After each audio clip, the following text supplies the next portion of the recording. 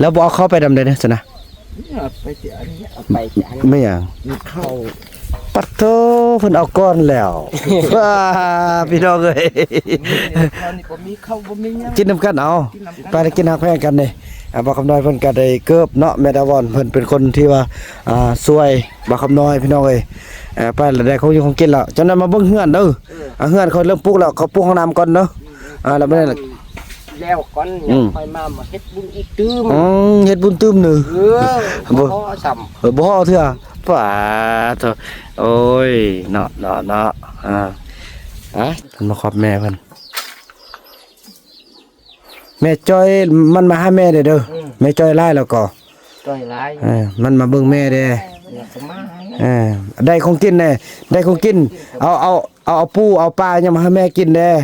เนาะแม่มีเนาะยายน้ำมาน้ำกระปุกไปปลา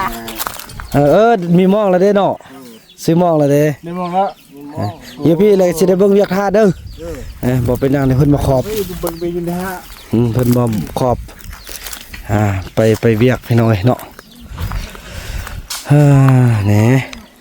ลำเนี่ยลำดึกนี่เทละโอ้หุบหางงามเหลือเกินพี่น้องเอ้ยเนาะ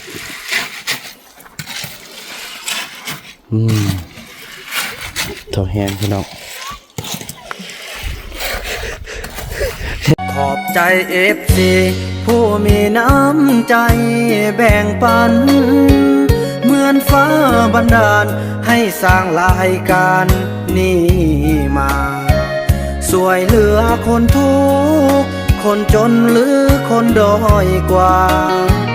ด้วยแห่งศรัทธาบุญนำพาได้มาร่วมทาง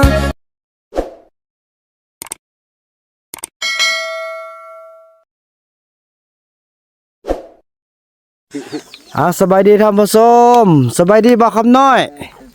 สบายดีพ่อใช่ได้สิพากันเมื่อป้าแล้วเมื่อป้าโพนคำน้อยแท้ได้หมดแล้วเนาะแม่ดาวอนซื้อเครื่องให้แล้วเนาะแล้วทางพ่อคิงนี่ทะยุได้เอาไปนำบ่ไปฮอดถึงแล้วฟังนี่ถึงเด้อฟังเสียดังบ่ดังนี่บ่ดังทีดังมีเพลงเนี่ยโอ้แล้วอีแม่ดิอีแม่นี่ไปที่วันวานไปที่วันนี่แล้วบ่เอาเข้าไปดำได้เด้อซะนะไปเดี๋ยวนี้ไปเดี๋ยวนี้ไม่หยังเข้าปัดโตเพิ่นเอาก้อนแล้วว้าพี่น้องเอ้ยกินน้ำกันเอาไปกินหักแพงกันนี่บ่คำน้อยเพิ่นก็ได้เกิบเนาะแม่ดาวอนเพิ่นเป็นคนที่ว่าช่วยบ่คำน้อยพี่น้องเอ้ยไปแล้วได้ของอยู่ของกินแล้วจังนั้นมาเบิ่งเฮือนเด้อเฮือนเขาเริ่มปลูกแล้วเขาปลูกห้องน้ำก่อนเนาะแล้วบ่ได้แล้วก่อนค่อยมาเฮ็ดบุญอีกตื้มเฮ็ดบุญตื้มนึบ่ซ้ำบ่เถื่อป่าเถอะโอ้ยเนาะจังซั่นแหละไปสดอีกคุณแน่อีกคุณก็ได้ยินว่าสิไปก็ไปนำกันเด้อค่อยไปนำกันเขาก็ออกไปคือแง่ไปตกทันขับไปอันนี้มันโค้งดอกคือน้ำง่ายว้าไปบนใดก็ไปหันออกไปตอนนั้นบ่แม่นไปตามทางนี้เนอะบ่ไปบ้านคนนี้ออกไปพุ่นไปบ้านเลยข้ามไปทางนั้นขึ้นนั่นผู้โต้งพุ่นขึ้นผู้โต้งพุ่นแล้วก็เอาเงามวยซื้อหันแล้วก็แม่นซื้อหันแล้วก็ข้ามทางนั้นเลยข้ามนั้นแล้วก็ขึ้นอันผู้โต้งขึ้นผู้โต้งแล้วมาฮอดอันกกไห้หันฮอดกกไห้แล้วก็โคลงตึมแห้งโค้งนั่นน่ะบ่โค้งน่ะบ่ไกลตีบ่ไกลน่ะเราคือแต่น้ำห้วยยังวะน้ำห้วยขี้แค่ห้วยน้ำเมื่อยห้วยน้ำเมื่อยเห็นไหมห้วยเปื่อยมันนี่ว่าซ่าว่าซ่าห้วยน้ำขี้ก็เลยพูนบ่ไกลห้วยขี้ก็พูนไกลแต่ห้วยน้ำห้างเขตของห้วยน้ำห้างกินห้วยแรงพุ่นน่ะห้วยน้ำแรงพุ่นเด้อโชคดีเด้อพ่อเด้อจับมือได้ว่าเพาะจับมือได้เอาขอบใจเด้อพ่อเด้อที่ว่าได้หมดแล้วเครื่องเนาะค่าดองลูกสาวกะลูกเคยก็ได้แล้วไปพกลูกเคยได้มั้ยบ่ลูกเคยลูกเบ้าได้ลูกสาวได้ว่าอีพ่อสิไปป้าก่อนไปขอบเพิ่นก่อนไปมื้อนึงเพิ่นโอ้ยสิไปป้าก็บ่ได้ไปขอบอันไปขอบอันสิว่าจังได๋พี่น้องนี่ก็บ่อันนั้นให้เป็นลูกเคยเนาะ โอ้พี่น้องเอ้ยหอมกรุบๆเลยเพิ่นใส่น้ำหอมพี่น้อง บอกคำน้อยเ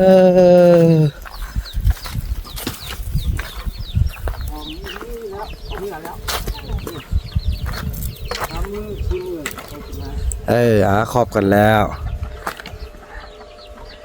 บอกไปขอบลูกเคยได้ไหมลูกเคยอยู่ซะโอ้ไปช่วยเวียกเพิ่นนี่พุ่นไปขอบเพิ่นนี่พุ่นเอาเนาะไปย่างบ่นี่บอกลูกได้พอไปป้าเขาเด้อว่าแม่อ้าวมันบ่เลือกกำลังเลยโอ้ยไปขอบมันนะพี่น้องเอ้ยบ่เลือกกำลังเลย ตึงลำลึกชาวติ๊กทางเอาเงี้ยงเด้ ฮะเมียง เงี้ยง ไปซอกแม่ไปซอกเมียงก่อนเกือบลืมเนาะเกือบลืมพี่น้องเอ้ยเย็นอีแม่เดี๋ยวลูกบ่ต้องไปป้าเด้อโอ้เย็นพุ่นน่ะมีพัดลมเย็นเซ่ๆแล้วไปป้าฮ้อนคายก็เนาะเย็นดีบ่ลูกเต่าลูกโยกลูกจอมเย็นบ่นี่พี่น้องเอ้ยเนาะพ่ออยากตลกไหม เน่อยากตลกเน่โอ้เพิ่นเบิ่งโทรศัพท์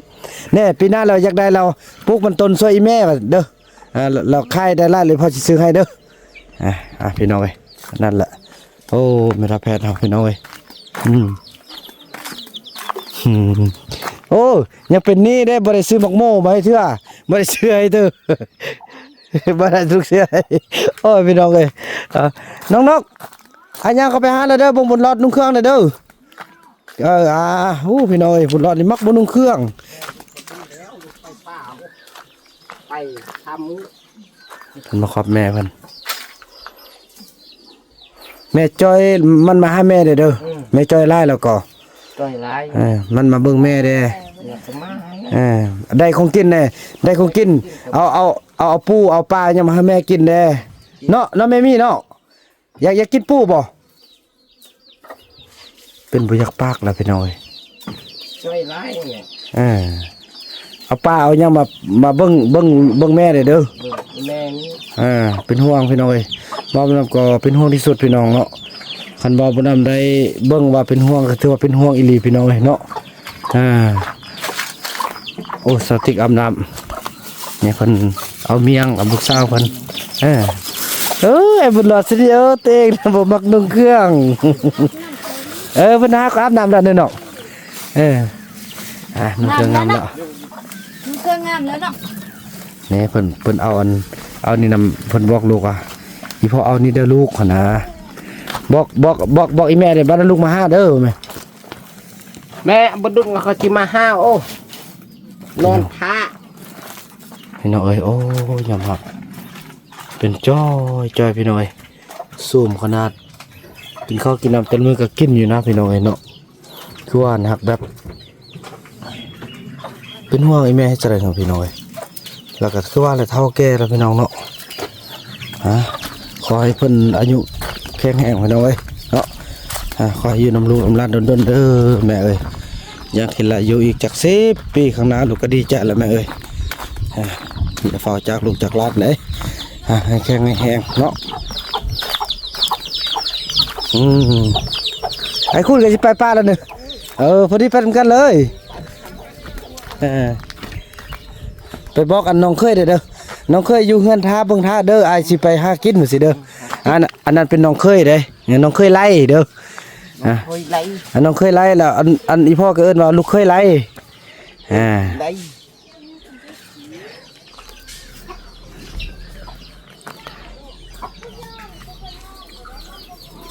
ยังบ่ไปทำกัน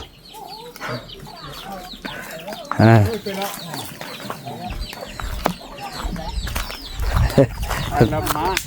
น้ำกระปุกไปในป่ามีมองแล้วเด้เนาะซื้อมองแล้วเด้ ในมองแล้ว เดี๋ยวพี่เลยสิได้เบิ่งเวียกท่าเด้อบ่เป็นหยังนี่เพิ่นมาขอบ เบิ่งไปอยู่นะฮะเพิ่นมาขอบไปเวียกพี่น้อยเนาะนี่อยู่ทางพี่ก็เริ่มพากันอันนั้นเวียกอันนี้น้องมันบ่ต้องไปงนของเขาก็ได้เพราะเขามันเขาจางใต้ตัวอยู่แล้วน้องพยายามเบิ่งเวียกตัวนี้นะ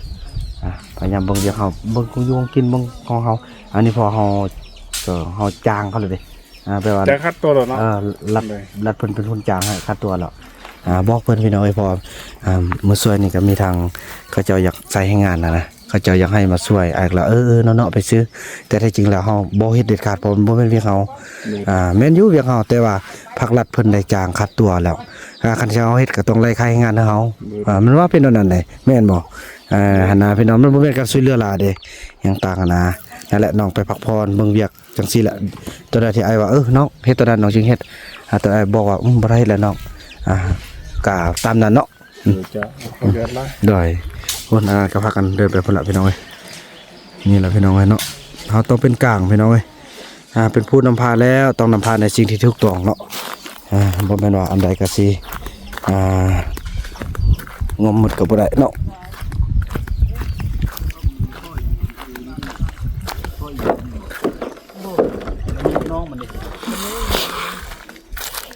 ไม่เป็นนี่พอดีแห้งเนาะพอดีแห้งแล้วพี่น้องเอ้ยโอ้อยากคนนิดนึงว่าเราบ่ได้นั่นเนาะบ่ได้แนบโอ้เทพื้นแล้วพี่น้องเอ้ย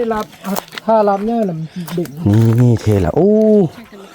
ผมหางามเหลือเกินพี่น้องเอ้ยเนาะ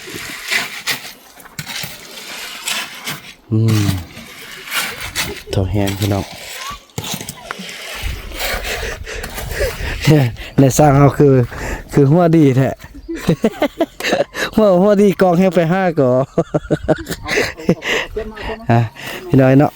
ขออนุญาตอันพา FC เบิ่งนำเด้อนี่พี่น้องเนาะเพิ่นก็กำลังตั้งเสาแล้วเสาลีเด้อเขาบอกคุณเจ้าคือเสาลีเด้มา2คนนี่ผู้ใดโสดนี่นะผู้ใดเอาบ่แม่นเมียเจ้าเด้อบ่เป็นเมียเจ้าผู้นี้เมียผู้นั้นโสดเนาะผู้นั้นน้องผู้นั้นน้องเมียแสดงว่ายังโสดติหรือว่าบ่นั่นน่ะว่าบ่ได้เด้มึงถ้ามีคันว่าโสดแท้มี FC ทางต่างประเทศเพิ่นสนใจเด้ บ่โสดละติโสดแล้วโอ้บ่โสดแล้วโอ้ไอ้คุณเมื่อป้าแล้วเด้อถ้ามันได้มาขอมาหากินนำได้เด้อโอ้อยากกินมะกอพี่น้องปีนี้มักม่วงมักม่วงมันแท้เป็นลายเด้ปีนี้นะได้กินมักม่วงมันแหละพี่น้องปีนี้น้ำเบิดเลยหรอกว่าอันนั้นอยู่ติดอยู่อ๋อเอาอันนั้นนะเอาถอดมาสิก่อนไว้คู่นะเอานี่มาใส่อีกอันนี้จะอีกเอาแล้วโธ่เศร้าคนนั้นเม่นยังเนาะพาดังตลอดพี่น้องเลยบ่อยากเข้าเก่าซาน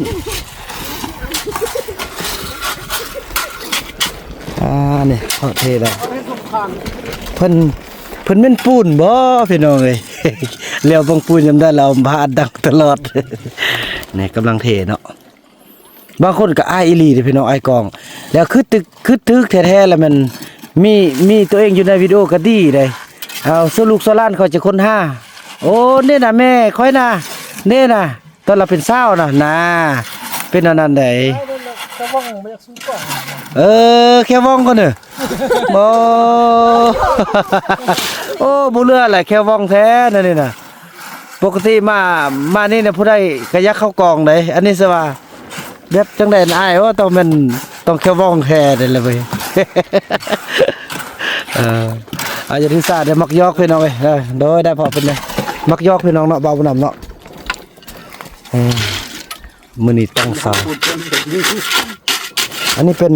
เสาทางหน้าเนาะห้องน้ำห้องน้ำพี่น้องเอ้ยโอ้เน่ตอนนั้นนี่เกิดสมมุติว่าเกิดแหล่งท่องเที่ยวดังนี่โอ้ห้องน้ำเนี่ยตึกก็เลยตุค่อยไปเฮ็ดเน่เบิ่งเข้าไปเบิ่งวิดีโอแม่น่ะน้อยปิดน้ำแน่พี่น้องเนาะพอดีเอาน้ำทอดออกตัวนี้ใส่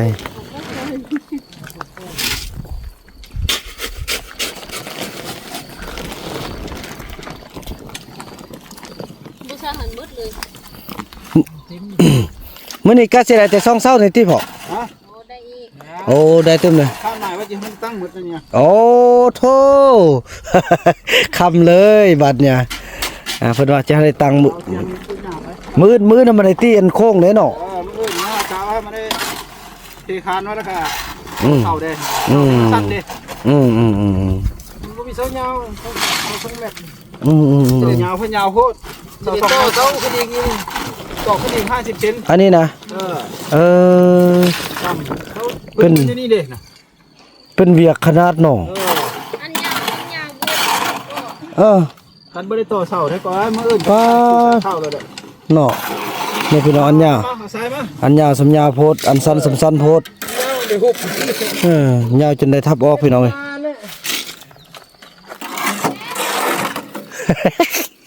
หน้าพี่เบิ่งมือพ่อแม่ เป็นแห้งอายจะได้แฮอันนี้พี่น้องเนาะจำเป็นเราต้องได้เอาวิดีโอให้ทุกคนได้เบิ่งเพราะว่า FC อยากเห็นพี่น้องอยากลุ้นกันตั้งใจที่ว่าวันที่ FC รอคอยขนาดเลยว่าอยากเห็นการก่อสร้างการก่อสร้างห้องน้ำการก่อสร้างหมู่บ้านพี่น้องเอ้ยเนาะของพี่น้องเขาต้องเหลืองเขาพี่น้องเนาะ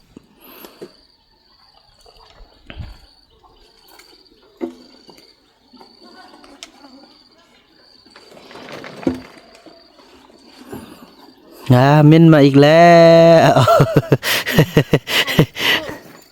สิได้ตัดคลิปมาเฮ็ดคืออันจบปริญญามีครับก็อันประกาศอย่างดี เป็นยังน้องอันเอาผ้าอัดปากไว้เป็นนั่นดอกเขาบ่เห็นดอก ทำกันห่มไป เอาตอนนี้ตักปูนมาใส่ จักคุ เอาคู่เดียว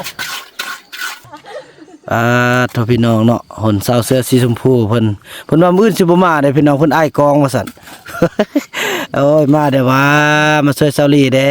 เนาะก็ดีแท้มีไฟก่อนมีหมู่เพราะเดี๋ยวนี้กำลังสร้างเครื่องไฟเนาะกำลังสร้างเครื่องปั่นไฟ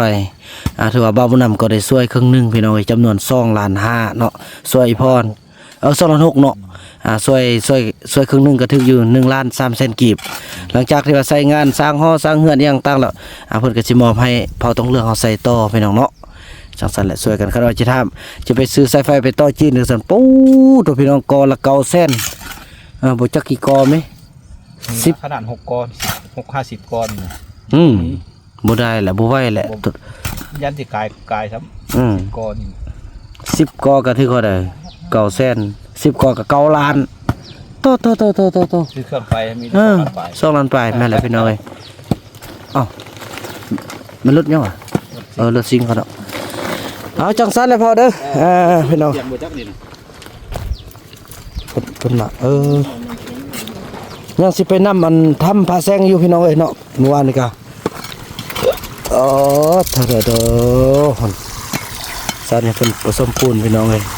บุญวาสนาบ่ถึงเนาะเห็นแต่ก้นเพิ่นพี่น้องเอ้ยหน้าเพิ่นเป็นจังได๋บ่เห็น ปิ่นแต่ก้นมาพี่น้องเอ้ย จังซั่นแล้วบ่รบกวนล่ะเนาะมาอัปเดตให้ทุกคนได้เบิ่งนำกันเนาะพี่น้องเนาะฝั่งนี้ก็จะเป็นดินจีฝั่งนี้ก็จะเป็นท่อเนาะพี่น้องเนาะอันนี้ก็เป็นฝ้าปิดอันนี้ต่างๆพี่น้องอันนี้ก็เป็นเครื่องห้องน้ำเอาพี่น้องเนาะ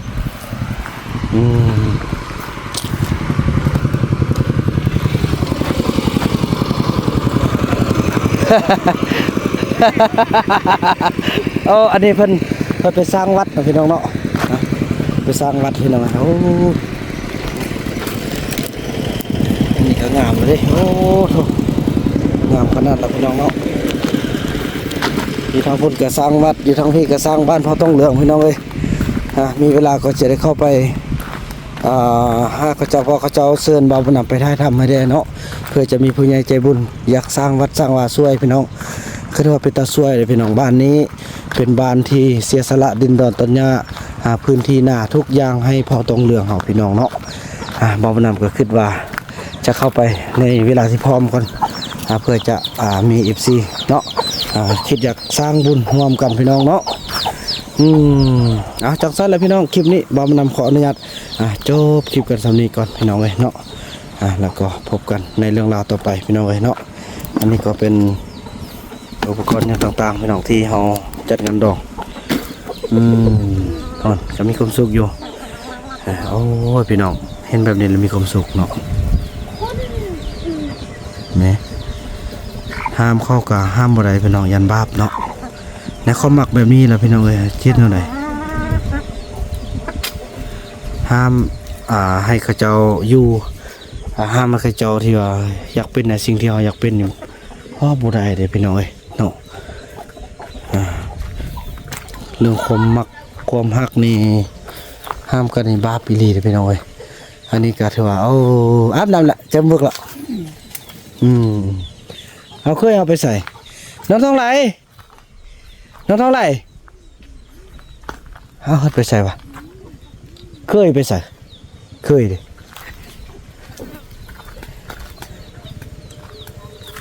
น้องพ่อน้องไปใส่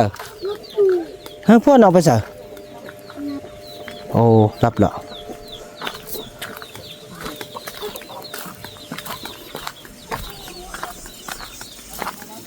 น้องนก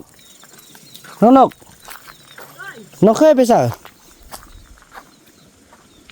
โอ้ป๊าดเพิ่นไปยังพูดอยู่พี่พ่อหนอเอ้าเฮ็ดยังน้องเคยตัดฟืนโอ้ป๊าดมีพวกมันเนาะซาลีนี่เนาะไอ้ห้ามไม่มันเอาไปทิ้งห้ามแบบเอาพื้นมาเลย ตัวไหนใหม่อยู่นี่ต้องให้บนลงข้างน่ะที่ปั๊มอ๋อจะแดดนะบ่งพี่น้องเอ้ยเนาะโอ้คนน่ะคักเนาะมีอันนี้ฟืนที่นี่ดีเดี๋ยวพี่น้องเอ้ยมีคนมาอนามัยอย่างต่างๆไปนอกกันเมื่อแล้วนอกกระเสาเด้อพักผ่อนบ่แม่นว่าสิบังคับเฮ็ดเวียกเฮ็ดงานน้องเอ้ยท่านเฮ็ดได้ก็เฮ็ดเข้าไปนะไอ้สวยๆกันเนาะโอ้มันเลยยอมรับบ่ดีใจคือกับทึกเล็กน่ะได้คนมาช่วยได้คนมาช่วยมาสู้แถวว่าคนมาช่วยดีเนาะนั่นแหละคือว่าเห็นน้องยาสูบเห็นยาสูบน้องบ่ เห็นน้องยาสูบแม่นแหละยานตีไอ้บ่เห็นไอ้ก็หาเข้ามานี่น้องมันเข้าไปแท้เบิ่งนี่พอคิงมาเอาเมียงนี่แม่นบ่แม่นแล้วซั่นน่ะตอนมันพอคิงเอาไปนั่นล่ะบ่นั้นซื้อมาเอาไอ้เห็นน้องยาสูบบ่จังซั่นเลยพี่น้องเนาะคลิปนี้บ่าวนำขออนุญาตจบคลิปกันสำนี้ก่อนแล้วพบกันใหม่ในคลิปต่อไปพี่น้องคลิปนี้บ่าวนํขอกล่าวคำว่าสบายดี